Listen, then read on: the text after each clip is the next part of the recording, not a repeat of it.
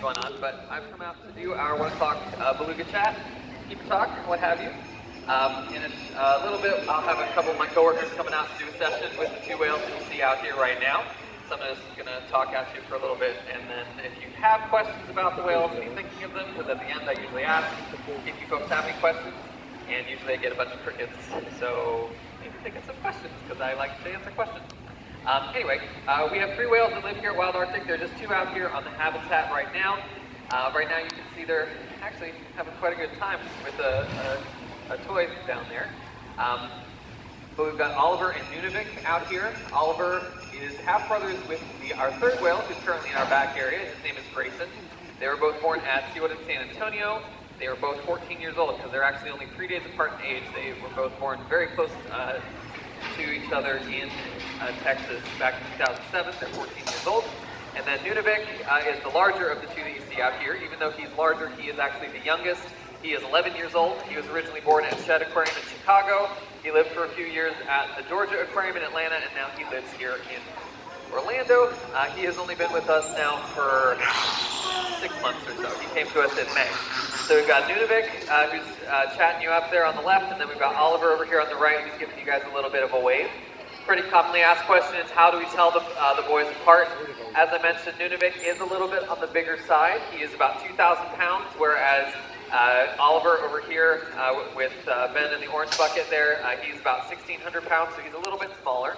It's going to be less obvious here, but when you go down to underwater viewing, the biggest way, the easiest way to tell them apart is to look at their tail flukes. So the tail flukes on Nunavik actually kind of curve down just a little bit. They're kind of more, make more of a triangle, whereas Oliver's kind of go straight across. And Nunavik is giving you guys a little bit of a wave right now. So over here we've got Jess and Mercedes in the wetsuits. I'm not entirely sure what we're doing for this particular session. Are you getting in? Or are you just gonna, yeah, perfect. So we will get in the water with the whales to do what we call water work. That's something that Nunavik doesn't know. Actually, he doesn't really know much, but he's doing really great. He's been doing really great. I was gonna say, he's doing great. Carrie's like, what? How dare you besmirch his name?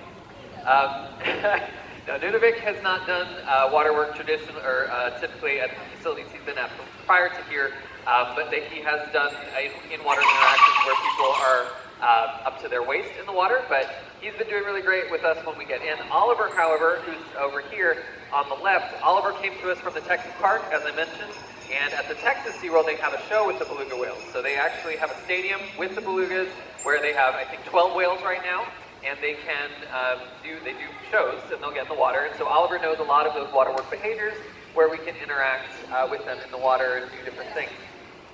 Now you can see what's going on right there. This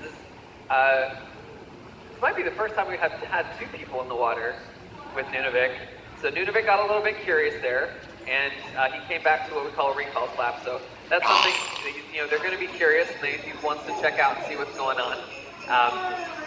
But Oliver knows a lot of different behaviors with us in the water, and it is something that he seems to find really reinforcing. I was actually the person that went to Texas to learn about Oliver before he joined us here about 2.5 years ago, and literally every single person that I met in Texas was like, you need to continue getting in the water with Oliver. It's like, okay, twist my arm. So we continued to do that. Unfortunately, when we were wearing masks, we weren't able to do a ton of that, because wearing a mask in the water, you're probably going to end up waterboarding yourself. So for about a year, we were not getting in the water with the whales. But Oliver has, we've been getting back in with him, and he seems to really be enjoying that. And as I said with Nunavik, we've been working on that. He doesn't really know a ton of the showy kinds of behaviors, but he's adapted to having us in the water with him very, very well. Yeah. Does anyone have any questions about things I talked about, things I haven't talked about so far? How long do they live? On average, they're going to live somewhere between 20 and 30 years. That's the average. They could potentially live much older than that. I've seen numbers, it depends on what paper or book you're looking at. I've seen 60 as the maximum age. I've seen 90 even as the maximum age. But those are going to be like super, super old. So the average is going to be somewhere around 30 usually. Yeah. What is the green thing? Okay, so yeah, I mentioned the toy that they're playing with, or they were playing with before we started the session. Here at SeaWorld we call toys environmental enrichment devices, because they're part of the animal's enrichment plan. Enrichment is anything that we can do with the whales every day to change things up. So playing with a toy that they like is something that can change things up. So basically that green thing is just a mat of really heavy duty felt. So it's not, you're not going to find it, well, I guess you could find it at a craft store, but it's going to be more heavy duty than what you would use to make like a craft project. And they really like just dragging it around, and they can pass it to each other. They'll rub their backs on it. It can help rub off some of their dead skin. Belugas actually slough off dead skin much faster than we do, and so you can actually, if they haven't really been rubbing their body on different surfaces, if they're super sloughy, we call it, you can rub your hand along it. Usually, especially their flippers or their tail flukes, and their skin it'll just come off on your hand because they're just constantly sloughing off dead skin. If a human did that, that'd be pretty gross. But for the whales, it's pretty normal. Yeah. How long does it take to train them? There's not really an answer for that. There's not like a cut and dry answer I can give you. So every behavior is going to be a little bit different. Every whale is going to be a little bit different, and all of us that train them are a little bit different. So it's going to depend on all of those different things. Look at you go! Woo! So if it's super easy, it might not take very long. So the most basic thing that we can train them to do is what we call targeting, which is where they focus on our hand and they just put their face on our hand. And that might take a very short amount of time. But that behavior, which we call a foot push, that probably takes a little bit longer. So it's also going to depend, like I said, like if you're in school and you're in the classroom, you might be a little bit better at math than some of your friends might be, but they might be better at history. Sometimes the whales are a little bit faster at learning certain things than the other whales are. Sometimes they're a little bit slower, and sometimes it takes a little bit longer. So a super simple behavior might only take a few sessions. A super complicated behavior might take a year, because you have to train in little steps. So it's like when you start learning math, you have to learn your numbers before you can add, you have to learn, or subtract. You have to learn how to add and subtract before you can multiply or divide. You know, it gets a little bit more complicated with each thing. So when we're taking a behavior that we're trying to train them to do, we're going to break that down into the simple things, and it just depends on the animal and how quickly they want to progress through those, or how quickly they progress through those steps. Anybody else have any questions about the belugas? They're massive melons. What are the massive melons for? So yeah, that's like the distinguishing feature of a beluga, right? There's that huge forehead. Now, if you looked at the skull of a beluga, that forehead is missing. It's not a part of their skull. Their skull is very flat on top. It's very triangular, coming towards the front to a point. And so that's basically a big sac filled with fatty substances that helps them with their sound production and their echolocation. So the melon acts as kind of a lens for focusing beams of sound waves when they're doing their echolocation. They'll make a series of clicks from their blowhole. Those clicks get sent through that. Like I said, it'll focus those beams, or those sound waves into a beam that gets sent out into the water. The sound waves go out, they bounce off something, come back to them, and then they get some sort of sonar image similar to what we have in our ships and submarines. So the main focus, the main reason for it is echolocation. All toothed whales have a melon. Why it is so pronounced on a beluga, I don't have a specific answer for that. That's the basic reason. But I think it is very flexible. I mean, if you can watch them, they can move it around. Actually, Carrie, can we see Nunavik's melon bush?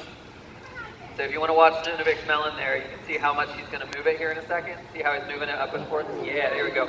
So they have a lot of flexibility with that. They can move it quite a bit, so that may help them focus those beams in different ways than some other whales might be able to. It's also very squishy because, like I said, it's not part of their skeleton. So actually, their whole body is pretty squishy, but especially up top of their head there. Alrighty, folks, I'm probably going to get off the mic now. I'll hang around here. If you have any other questions, I'll just hang out here for a couple more minutes. Once I'm gone, we do have an education staff member somewhere back here. There we go. So she can help you out with any questions that you might have. As you continue on through the exhibit, you'll see our harbor seals and then our walruses, and then downstairs there's underwater viewing for all three exhibits. So definitely check all of those out, and I hope you all have a great day here at SeaWorld. Bye-bye.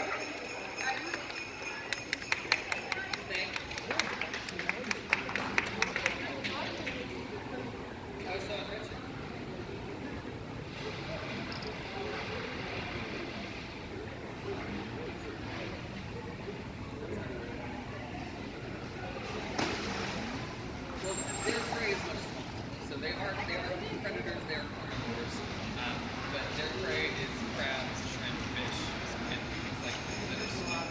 They are not going to go after seals.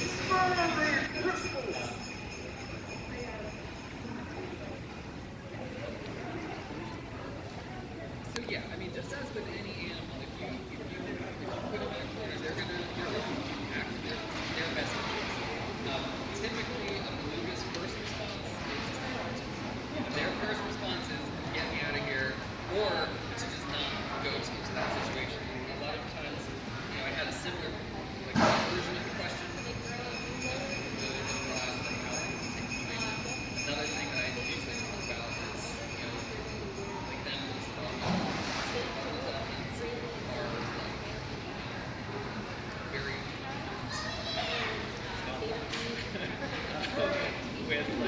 with them, but they're like 500 pounds of